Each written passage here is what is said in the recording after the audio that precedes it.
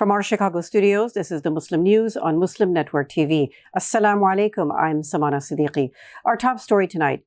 A 43-year-old man was shot and killed execution-style outside a Philadelphia mosque on Tuesday. Raheem Jefferson was gunned down about 5 p.m. while walking to a prayer service. Witnesses say they saw Jefferson being targeted by the shooter, who fired 17 shots. He was rushed to the hospital but later died of his injuries. The suspect was seen fleeing in a dark-colored sedan and remains at large. Jefferson frequently visited the Al-Aqsa Islamic Society, which is mourning the loss. Pennsylvania Governor Josh Shapiro has expressed his condolences and said he hopes for peace for the community as the investigation into the murder continues. United Airlines and Delta have paused flights to Israel's capital, Tel Aviv. This is following heightened tensions in the region. The move comes in response to escalating hostilities between Israel and Iranian-backed groups. The situation intensified after the targeted assassination of Ismail Haniyeh, head of Hamas's political bureau in Tehran, which many suspect was orchestrated by Israel. United Airlines has canceled its Newark, New Jersey to Tel Aviv flights and is coordinating the evacuation of its crew from the city. Delta has also suspended its services, which observers say reflects the broader concerns about safety in the area. In Tehran, a grand funeral was held for Ismail Haniyeh, the assassinated leader of the Palestinian resistance. Iran's supreme leader Ayatollah Ali Khamenei led the ceremonies. The funeral attracted large crowds carrying Palestinian flags and portraits of Haniyeh. Iran's parliament speaker Mohammad Baqir Ghalibaf and Palestinian official Khalil al-Hayya also spoke at the event. Haniyeh's body is scheduled to be transferred to Qatar for burial, with Iran observing 3 days of mourning. The UN Security Council convened an emergency session amid rising regional tensions following Haniyeh's death and the assassination of Hezbollah commander Fuad Shukr. Fida Abdelhadi Nasser, Palestine's deputy UN representative, urged the international community to choose peace and resist further escalation.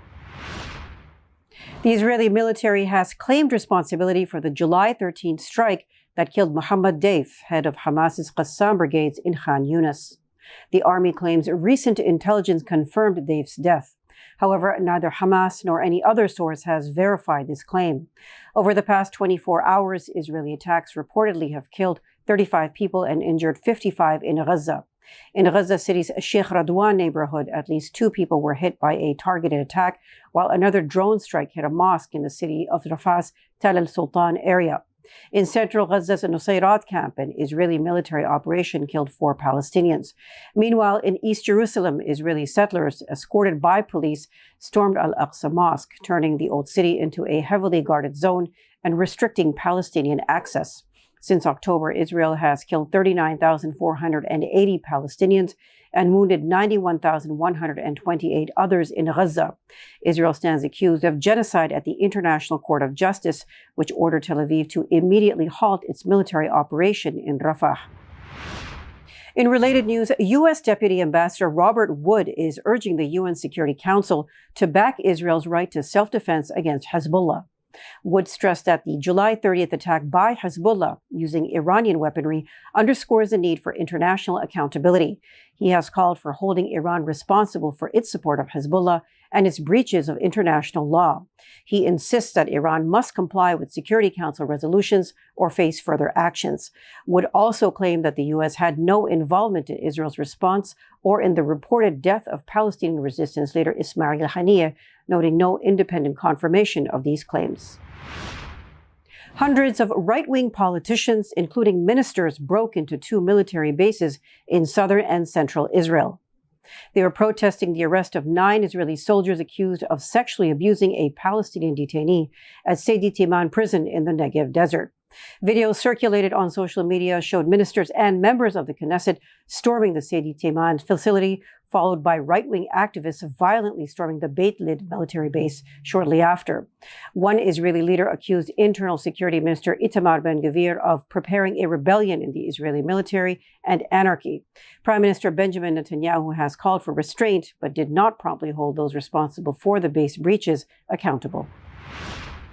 Turkey brokers historic U.S.-Russia prisoner swap. Details after the break, so stay tuned, and we'll be right back.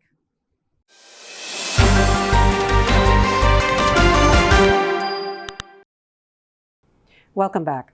Turkey's National Intelligence Organization, known as the MIT, orchestrated a significant prisoner swap between Russia and the U.S. on Thursday.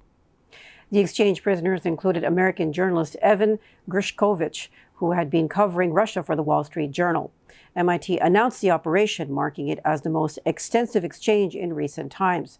Turkish intelligence facilitated the negotiation, ensuring security and coordination. A Russian plane landed in Turkey's capital Ankara, signaling the start of the exchange. The operation involved 26 prisoners from 7 countries, including the U.S., Germany, Poland, and Russia. Prisoners were transported by 7 aircraft, with 10 sent to Russia, 13 to Germany, and 3 to the U.S. This exchange included high-profile figures like U.S. Marine Paul Whelan, German mercenary Rico Krieger, and Russian dissident Ilya Yashin. Republican presidential candidate Donald Trump is questioning whether Vice President Kamala Harris is Indian or Black. At the National Association of Black Journalists conference being held in Chicago until August 4th, he was asked if he believes Harris is only on the ticket because she is a Black woman. Trump replied that as he knows Harris, she has been only promoting Indian heritage. He said that until a few years ago, he did not know she was Black. So I don't know, is she Indian or is she Black, said Trump. Harris is the presumptive Democratic nominee in the presidential race. Trump said he loves Blacks in the U.S. and has done so much for the Black population. President Joe Biden has announced a significant expansion of student debt relief, aiming to cancel loans for an additional 30 million borrowers. Despite challenges from Republican lawmakers, Biden pledged continued efforts to alleviate the student debt burden and overhaul the loan system. According to National Credit Bureau Experian, the average balance of student loan debt for all borrowers in the U.S. is more than $38,000 per person, according to 2023 data. Biden's new initiative builds on previous actions that have already granted more than $168 billion in relief to nearly 4.8 million borrowers. Under the plan, individuals with undergraduate loans in repayment for more than 20 years and those with graduate loans in repayment for more than 25 years are eligible. Biden emphasized access to higher education should be a pathway to the middle class, not a financial obstacle. A new study reveals that undocumented immigrants are paying higher state and local tax rates than the top 1% of Americans in most states. According to the Institute on Taxation and Economic Policy, undocumented workers contributed $96.7 billion in taxes in 2022, including $59.4 billion in federal taxes and $37.4 billion in state and local taxes. This amounts to, on average, more than $8,000 per person. The study also highlights that over 1/3 of these taxes fund programs undocumented workers cannot access, such as Social Security and Medicare. If such immigrants could work legally, their tax contributions could rise by $40.2 billion annually. This disparity underscores a significant tax burden shouldered by undocumented workers compared to the wealthiest Americans who pay a lower rate. 3 key suspects in the September 11th attacks have agreed to plead guilty to conspiracy charges.